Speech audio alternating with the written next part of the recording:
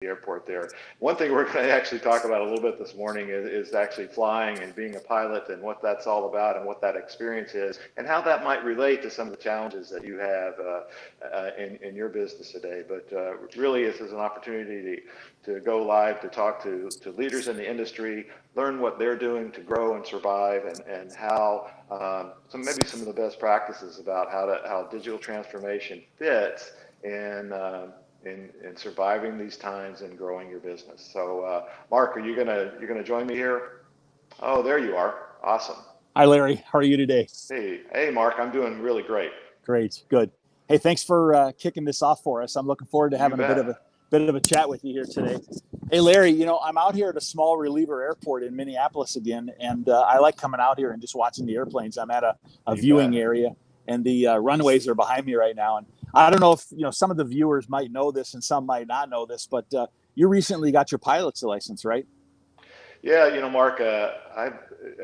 When it's what is it? July last August, I got my certification in 172, and have really been blown away by the whole experience. It was a really, really, it's been a really, really fun journey and I'm just going to say this, to learn how to fly at 65 it's been a fun journey. Yeah, that's great.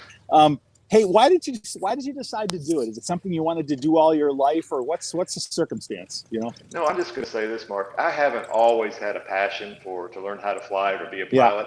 I've always had a passion to be on the maintenance side and help mechanics do their job more efficiently. But there's several things that kind of went on. I kind of wanted a new challenge in my life. And so, learning how to fly was certainly, from the ground school piece to the time in the 172, was a real challenge and a real learning and growing experience for me in just a lot of different aspects. So that was a piece of it. And I also felt like, to do a better job um, understanding the challenges that mechanics go through every day, to be a pilot would help me have a better perspective of what the maintenance people deal with on a day-to-day basis. yeah. And so you've had your private for about a year now, is that right? I've had my private for about a year. I've been flying once or twice a week for about a year, and just had some fantastic experiences. Yeah. I think over that year, I've only had an engine out one time, so that's pretty good. You And we had were an able engine out? You to, had it. You had an engine well, out emergency? yeah, we were able to get it started and kind of Oh, get wow. recovered and make it Okay. back to the home base there. But Okay. all in all, those little airplanes are, uh, there's more Cessna 172 airframes flying than any other aircraft type in the world. Everybody who Yeah. learns how to fly starts in a 172 or a 182. Everybody does. I Is mean, that what you were training in? It was a 172? yeah, I was training in a little Cessna 172. It's a wing over, little small. They say it's a four-seater, but it's really kind of a two-seater. Yeah, it's weight limited. I mean, if you get full fuel and two people, you're approaching the maximum three people. But and so I would imagine that you manage your load and you look at your distance of where you're going and you put in just the fuel you need. You can get a higher payload in at that Yeah, point. you can, and you kind of just run a little weight and balance calculation before you go, which is really simple to do. And Yeah. yeah, it's been a fascinating experience. And like I said, there was a time there that I wasn't sure this was all going to happen, but I kind of stuck with it. And some people learn and pick it up very quickly, but I hadn't been in a small airplane in my entire life until about 18 months ago. So That it is was that is really amazing, Larry, because yeah. you've been in aviation really all your career. Yeah, I have. And like I said, I've been in a lot of hangars, and I've been to MRO facilities, and I've certainly watched those airplanes being built in Renton and Everett, the Boeing airplanes being built in Renton and Everett, and helicopters in Philadelphia, and military airplanes in St. Louis. But it's really been from the fabrication and maintenance side, and Yeah. it's been fascinating to be in the flight side. It's just Yeah. been really fun. Everybody goes on a different journey, and I mean, I started flying when I was young. I actually, first Yeah. time I flew myself, I soloed when I was 15 and a half. I didn't even have a driver's Wow. license yet. I Oh know. God, Mark, 15. Yeah, yeah. I know. And I look at it today and I go, why do we let 15-year-olds fly airplanes? Exactly. Actually, Exactly. but I soloed when I was 15 right here at this airport where I am right now. And Oh, is that right, Mark? it Oh, is, okay. I didn't yeah. know that. Yeah, Awesome. a lot of really Yeah. great memories here. I'm actually at an airport. I've done some videos from here before. It's called Crystal Airport, and it's just north of downtown Minneapolis. It's one of the northern suburbs, and Okay. I used to come out here and watch airplanes take off and stuff. And my dad would come out and take me here, and we'd sit out. Well, that's Mark. I think you locked up there. I'm not sure what's going on. You might have lost the feed a little bit, but to start flying at 15 is that's kind of amazing. Yeah, really. And so I just really enjoyed it. So everybody goes on a different path, which is pretty cool. But I guess I really think it's neat that you made a decision, after you left Boeing to go get your pilot's license, and it gives you another whole new perspective and on aviation, general aviation, flying by yourself, things like that. Well, Yeah. and Mark, I would also say it gives you a kind of a different perspective of your own self, right? Of how you deal with emergencies and how you deal with a lot of different things being thrown at you. Because in the learning curve, flying the airplane. There's a lot of things that are happening, and over time it kind of slows down. But that initial piece of it, there's just a lot going on, and I think you learn your own self how you deal with stress and how you handle stress and how you actually learn. And I think I learned a lot about my learning style and what it takes for me, to really catch on to something and have it be, just part of the way, not have to think about how or to react, just to react and know what to do. And everyone has a different learning style, and I think, Yeah. What was that just went behind you, Mark? That was a little private airplane. It's a Piper. It's a Cub. It's a Piper Cub. Yeah. Oh, okay. Piper Cub that's going by right now. Yeah. Okay. Yep, great little tailwheel. I haven't had much time in tailwheel aircraft myself. Mostly it's been tricycle gear, but it's a nice little airport. There's a lot of right now it's slow because of everything going on right now, but it's been a nice airport. To train at. It's a controlled field. There's a tower right next to me, and that's what we've been listening to here was the tower, and so. Mark, Anyway, the airport I fly out of, it's Renton Airport, yeah. And it's kind of an interesting place because every 737 ever built did its first flight out of that airport. And, so you think about that. What is it? 5,000 737s. Yeah. Their first flight was out of that airport. That's a little bit different.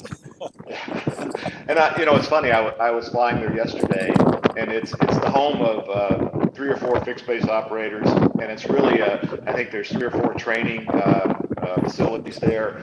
That place is busier than SeaTac Airport.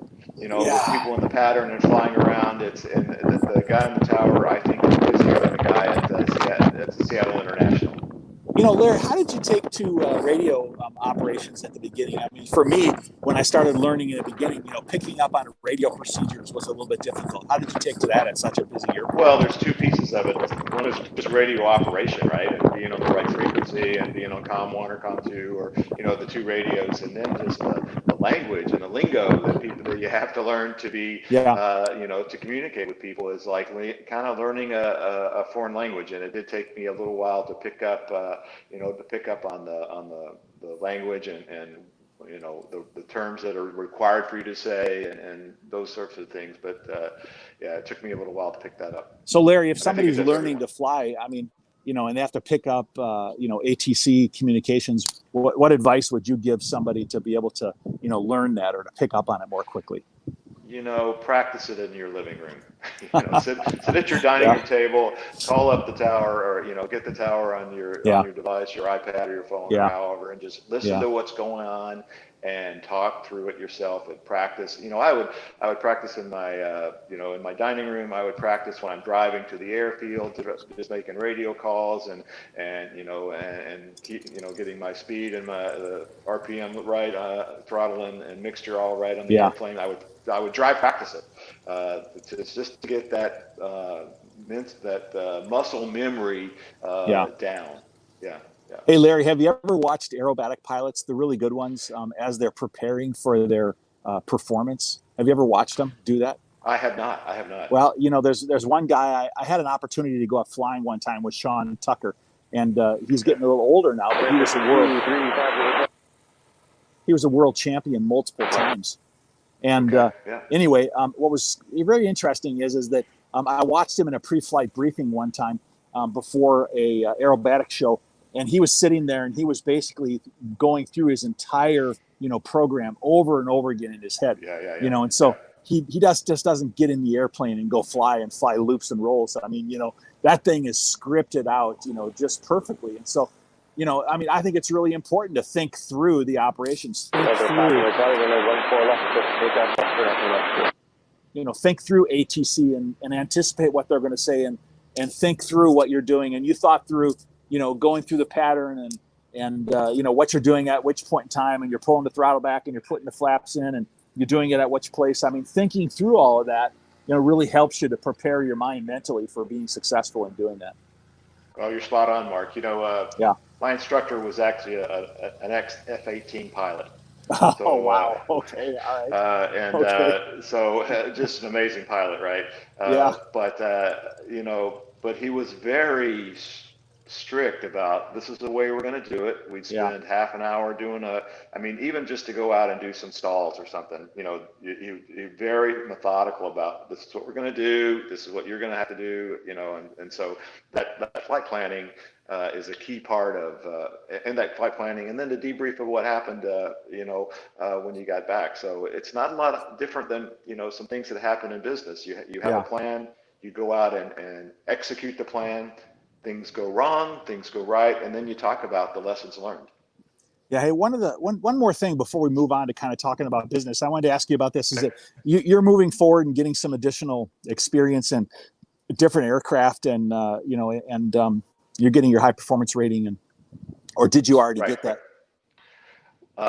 I'm really close. Okay. It was, I flew yesterday to kind of do the last flight, and the instructor was okay giving me the high performance airplane endorsement, but I just needed a little more practice with him, so I'll get that next week. And it's been interesting, going up to a high performance airplane. It's just actually a lot more fun to fly. Yeah. And it's faster. It lands better. It's just a more solid airplane. It's like driving a little sports car. Yeah. And is it turbocharged, or is that a constant speed prop? What is it? No, it's a constant speed prop. It's not turbocharged. That'll be kind of my next step up. But, I didn't really want to go down the IFR route. I really just wanted to get something that was a little faster and maybe a little more fun to fly. And that's kind of is it retractable? What is the airplane that you're flying? No, it's a 182. It's fixed gear, constant speed prop. It cruises at about 130, 140 knots, and so a little faster than the 172. But the next step up will be a complex airplane, which what that means is retractable gear. And then we'll see where it goes from there. And so, Larry, if somebody wants to get their pilot license, I mean, where did you go? How did you start into training? What did you do? So I was actually working at Boeing when I started, and Boeing has a flying club, obviously, private pilot, general aviation flying club, and we have about 15 airplanes, a variety of different airplanes. So and they also sponsor a ground school through a local community college, and so that's kind of how I started. But there's a lot of fixed base operator, and I did that because it was cheaper and kind of subsidized by Boeing. But there's just about every city in the country or in the world has a fixed base operator that will get you going in a 172. And Mark, I just got to say this: it's one of the most fun things you'll ever do. You know that, right? I do. And I've talked about the challenge and things going on, but I get done and driving home or just afterwards and just happy, just really happy, because it's just amazing that you're in control of this machine. You're flying at 2,000, 3,000, 4,000, feet, just going to neat places that are nearby. And it's just an exciting thing to do. There's a lot of different paths that people can take, to start getting their license. Like when I was a kid, I went to a local FBO and I got my private license, here at Crystal Airport at a local FBO. And, they had a ground school there. And so, that was a way that a lot of people go. Because I wanted to potentially fly professionally, I made a decision to go to Purdue University. And so I took it up to the next level and went to a university where they had a professional pilot program. And Oh, okay. At Purdue, I didn't know that. I Okay. did. Yeah, I Yeah. did. And one of the things that was really different for me is that the level of professionalism went up dramatically. Now, I'm not saying that FBOs don't have that and can't bring that, but the program at Purdue is specifically designed to train people, for Yeah. professional pilots that Right. maybe that aren't in the military. And so, so I went there and got my airframe and power plant license at Purdue University, and I also got my commercial instrument multi-engine while I was there at Purdue. And so I was just very, very pleased with the flight training that I had received that was at the more advanced levels, because I felt like, of course, that I was a much more proficient, safer pilot, especially since I started at like 15, and then over the years, I would be flying. Certainly you can learn a lot from experience, but I felt like I had learned a ton, by of course going into a professional pilot program. Mark, that's a really good point. I think the instructor that you have is really important. I Yeah. mentioned my instructor, Corey, an F-18 pilot. I had another instructor. He was actually a Boeing employee, and his job at Boeing was working with airlines to help them train pilots. And he would start with an airline in a 172 with a potential pilot, and he would take them from a 172 to a 737. So talk about a guy that That is is broad. crazy. That is That just was his crazy. job. That was his job at Yeah. Boeing. Yeah. I'm going to train you. We're going to start out in the 172. Yeah. You're going to be in a 737 or a 47 or 777 or maybe an A320. Who knows? Yeah. In 2 or 3 years. So people have so many different journeys, and just for us talking about it here a little bit, people can realize that there are different journeys. I was on a different journey than you, and one of the things that I think is just really important, though, is that people continue to pursue, their passions in aviation and their different paths they're on. I mean, you started going to the manufacturer, and you decided I wanted to get more into flight, later on, and Right. I started in flight and went into maintenance, and then I went to the manufacturer and went to the airlines, and and then I went to different places within the industry. But ultimately, Larry, you and I ended up in IT. I mean, really, we ended up providing systems and solutions for people that are in businesses that are in aviation, right? Well, Mark, I think what we're talking about is kind of our foundation of how we got to where we are Yeah. now, and what we're doing now is a piece of IT, but it's so much broader because we're really talking about providing digital solutions, and you and I have talked about this a lot. IT is one cornerstone; it's not the only cornerstone.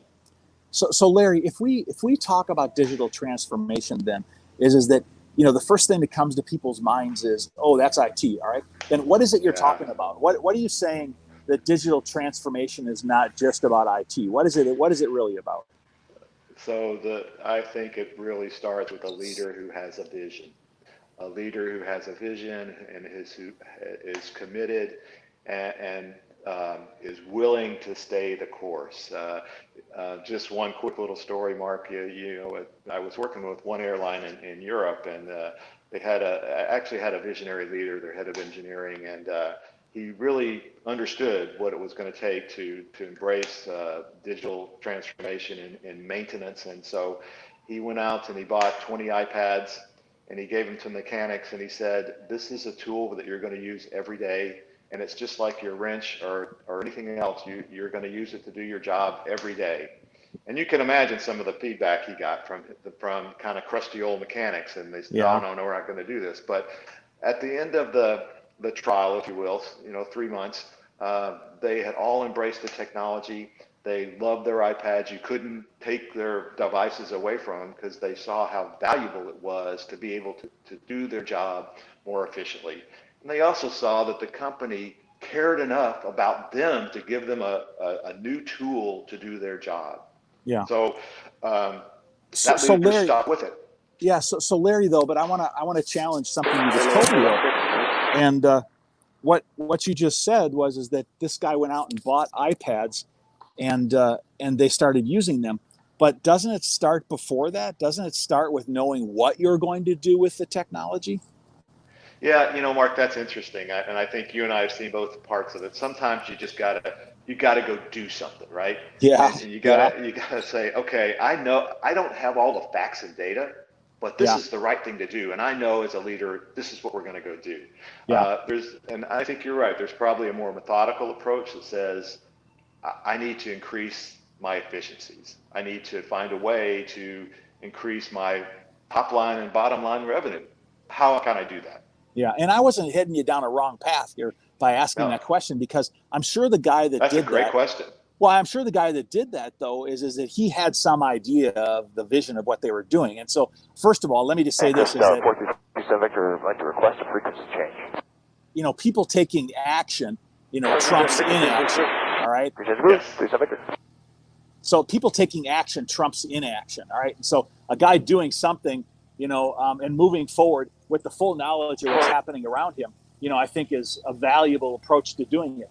But if in the guy's mind, you know, I've seen people that bought technology and didn't have any idea what they were going to do with it. But I saw people that bought technology and they knew where they were going and what they were doing, and implemented it. So I wanted to maybe just ask you this question: is that you know, have you seen people out in industry in the last 4 or 5 years that have had certain business challenges that they were faced with, and they were struggling with that, and the end solution was that they used some IT to enable, you know, changing that or creating success? I mean, are there specific problems that you saw out there that people solved by the implementation of digital transformation?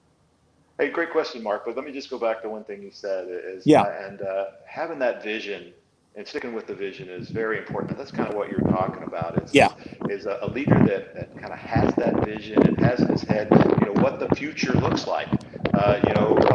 We always said, think big, start small, go fast. So you got to have that too.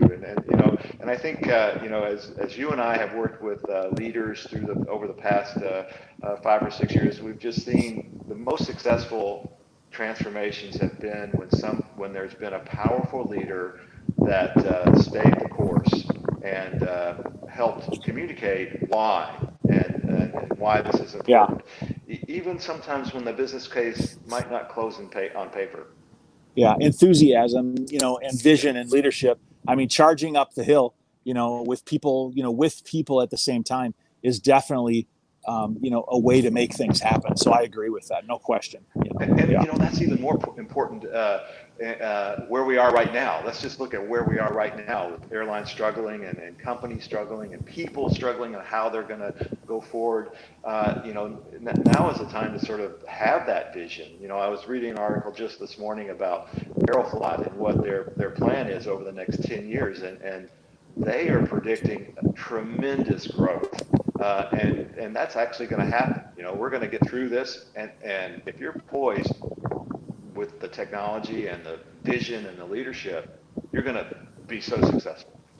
Larry, you know, companies are finding ways to solve the problems we have out there. I mean, I saw a video 2 days ago that Emirates, or the United Arab Emirates, they're sending out people a COVID test in advance, so they know whether they're going to, you know, whether they're going to be able to get on a flight or not, you know. And so, I mean, you know, necessity is the mother of invention. I mean, when there's a problem, people rally around and they figure out how to solve it. Traffic, just past knock your left, 2000 indicated inbound.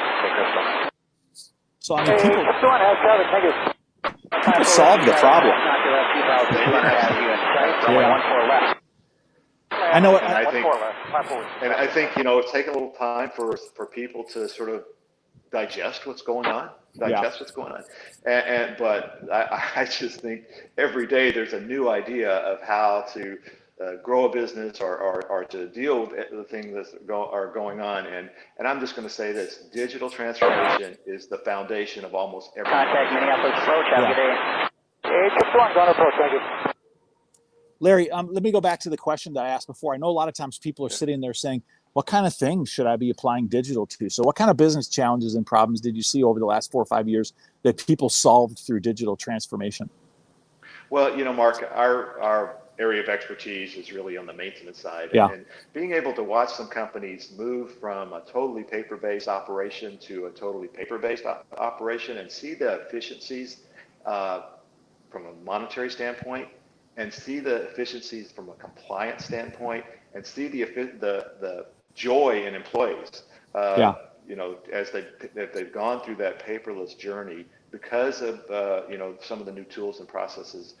You and I were able to experience that at a couple Latin American airlines. I certainly saw it at 2 or 3 European airlines. I would just say Southwest Airlines embraced this and really Yeah. a key part of their strategy. So I think those would be just a few examples of Yeah. So Larry, I was understanding. thinking you mentioned one of them. I remember the time that you and I went down to Mexico and we visited an MRO down there. And I remember that, you saw the people and how excited they were about being digital and being able to sign off their maintenance, digitally. I mean, those guys were pretty excited about the efficiencies that they had created.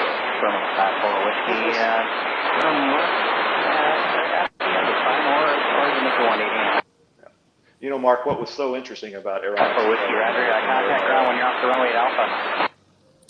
what was so interesting there is the diversity of people. We worked with a foreman of the shift, and he was I'm just going to say older, in his 50s, and he had embraced the technology. And then there was I call that younger, by the way.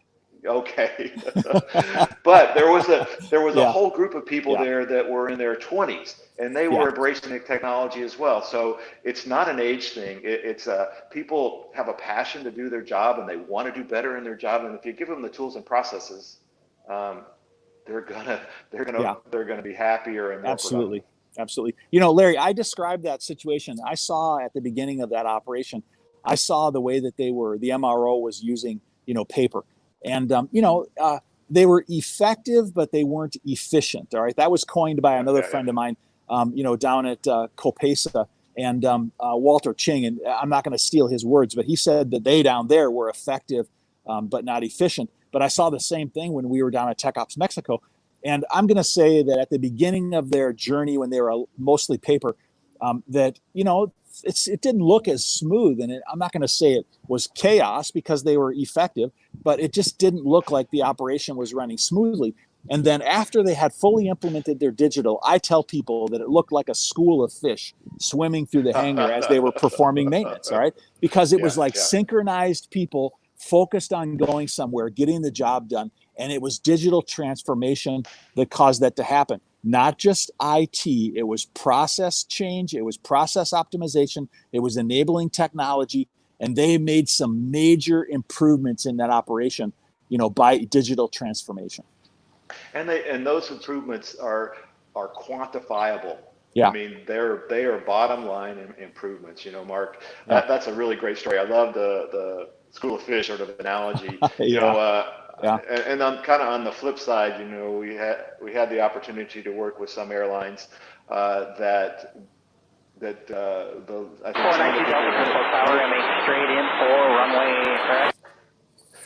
they went through digital transformation, but they would spend years thinking about it and years trying not to do anything. Planning and building a business case and trying to sell a business case to senior leadership and going back to and so through those years and literally 3 to 4 to 5 years thinking about it, they were losing money every day. As compared to their competitors that would have just embraced the technology and gone forward. Larry, before we talked here, I just mentioned to you that I watched a video yesterday, and I don't know how I missed it, but it was about a month old. But I watched a LinkedIn Live video by Robert Herjavec, and he's one of the sharks on Shark Tank. And I posted it, and I want people to look at this because this guy is a really smart businessman. But you know what he started out the video by saying? He says, digital transformation is where it's at right now. Okay. And it was just amazing. And then he went on to explain that some. And he repeated something that I've seen happen over and over again that I really believe is that there are certain events that happen through time which cause things to accelerate. Okay. And there's a lot of different things that happen. All right. And he was saying that right now with the pandemic and with all the people and social distancing and all the things that have happened, he said digital transformation has been accelerated faster than it ever could have been in the last 3 months. It simply would have never been possible, to have that kind of acceleration if we didn't have that event in time, which caused people to focus intently on the implementation of digital right now. You're spot on, Mark, and that's a great perspective that he has, because Yeah. two things: we have the motivation right now to make that change. We have the event, if you will, right now, and something I thought was thinking about yesterday as I was talking to some people who actually have been flying over. You've been flying over the last few months. That as a passenger, we're already starting to embrace digital Yeah. technology, digital transformation, and on the some people used to check in online, or maybe are on their iPad, but not as a matter of practice. Now that's expected. Over just the past few months, we've seen a change in the passenger experience around digital transformation, driven by the pandemic. But we're going to Yeah. see that on the maintenance side too. Yep, absolutely. And Larry, this week I actually had a meeting with a guy who's been at a large company for many years.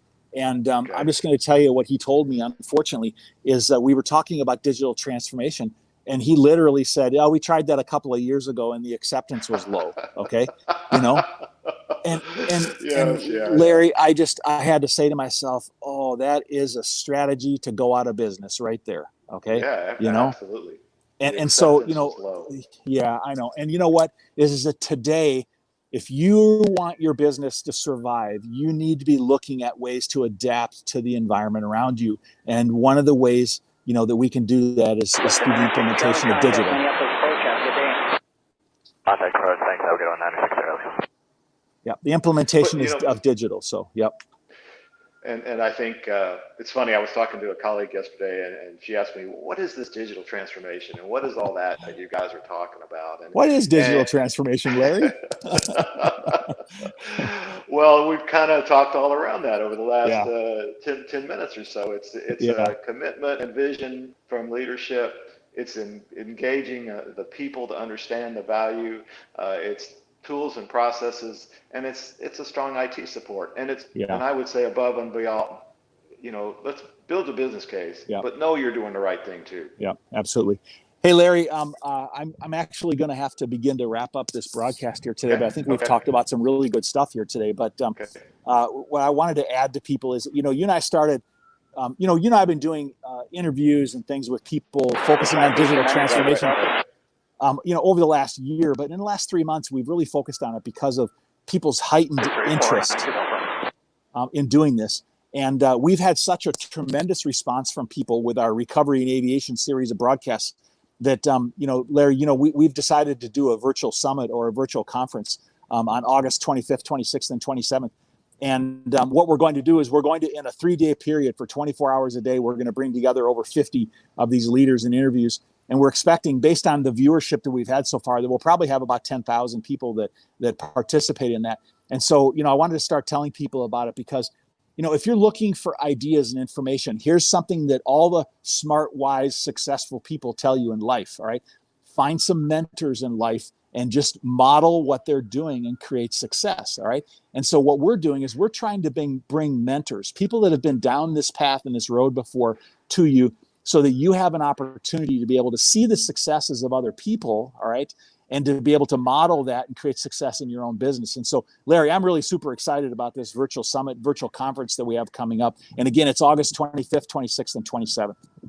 Well, now's the right time just to get people together and start talking about some of these ideas. I'm really excited about this too, Mark. And I just would also say that both on on your LinkedIn page and on #Digital Aircraft, we're going to be pushing out an agenda and content and a little more details about the things that we would like to talk about and that we think are subjects that people really want to know more about, and it's really around digital transformation, how to grow your business in these difficult times. We just really want to help the industry, and Larry and I are all about that. And so I want you to think about joining us. And hey, let's wrap up this broadcast today, not Larry. Think about joining us. You should join us. You should join us. Let's say it like that. You do not want to miss this because this is an opportunity of a lifetime, is what it is. Okay, this is like free consulting. All right, Larry, I literally had an airline a few years ago pay $2.5 million for my services for 3 years. Okay, and we are going to bring leaders together,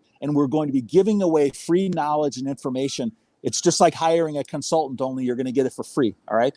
And, we're going to have this conference, and Larry's right. You need to join this conference and be part of it, because if you want to be successful in business, you need to learn from people around you. So great, Larry. Good point. All right, All Mark. right, Larry. Hey, a little fun discussion this morning about Good. flying Good. and about digital transformation and about business. Good discussion. Yep, let's wrap things up. So listen, let's close this up today, and we'll see you next week on some more future broadcasts. We got a couple of leaders lined up for next week. I have one on Wednesday, which does laser scanning of aircraft in order to be able to optimize and improve repairs and to be able to reduce cost for doing repairs and modifications at completion centers. And so, that will be a good conversation. And we have some others coming up. And so thanks for joining us today. We appreciate all of you that are following us. And I want to tell you, fair winds and following seas. Taxi departing via Echo, cross 6 right and 6 left on the frequency. And with that, we're going to sign off. Thank you. Bye. Hey, thanks, Mark. All right, Larry. Talk to you later. Bye.